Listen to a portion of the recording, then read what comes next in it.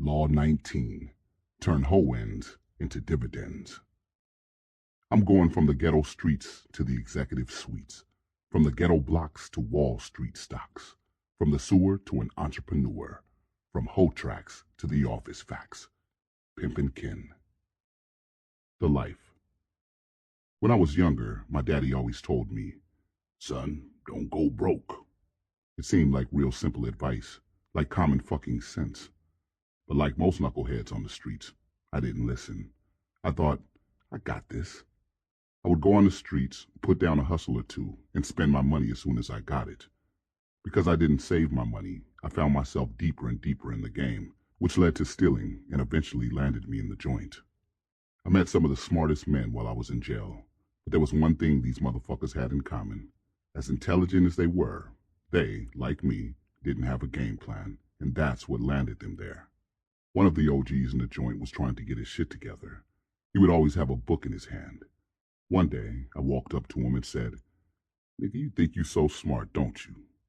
He looked at me like he wanted to do something, but he recognized that he had been in the joint long enough. He knew nothing good could come of talking slick to a young hothead like me. He smiled and said, "Young man, I heard about you. I know you tried your hand at pimping. For that reason, I'll tell you a little story about my life before I came to jail. About 15 years ago, I was 10 deep. 10 hoes, 100 toes, in case you didn't know. I had a brand new Cadillac and was getting 40 G's a week. I owned 3 mansions and went shopping like a Muslim prays, 5 times a day. I had 10 sets of jewelry. I changed jewelry 10 days a week. I had my own mink farm because they couldn't kill all the little son of a bitches fast enough to supply me and all my hoes for winter. My pimp friends used to beg me not to compete for Pimp of the Year at the Players' Ball so that they'd have a chance to win. My cash stash was in the millions. Then it all changed. One day, one of my biggest hoes got out of pocket. I hit the bitch in the head and the hoe fell dead. I had the other hoes hide the body while I got out of town. Tried to pimp long distance, but every one of those hoes left me. I used every dime trying to hide from the law. For 5 years I ran without a plan, spending them hoe-ins. Not once had I ever thought about investing that hoe money. If I had done that, maybe I wouldn't be in the joint today. Then he handed me a book. It was Think and Grow Rich by Napoleon Hill. "Take this book," he said. "This book will change your life and uplift your pimping to a level these suckers will never understand. Pimp on a hoe until the wheels fall off the bends, but at the same time, take your money and invest it in a business, in real estate. Open up some type of store." After I got released from jail, I took that OG's advice and got my money right. I opened up a grocery store and a clothing store, and I invested in real estate.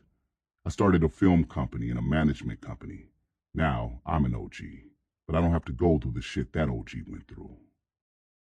The ism. Most players in the hustle live for right now instead of letting their next move be their best move. All of my brothers on the block with rocks in their socks get caught.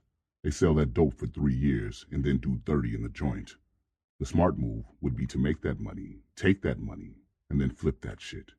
Pimps don't have pensions or Social Security. There's no pimp retirement fund.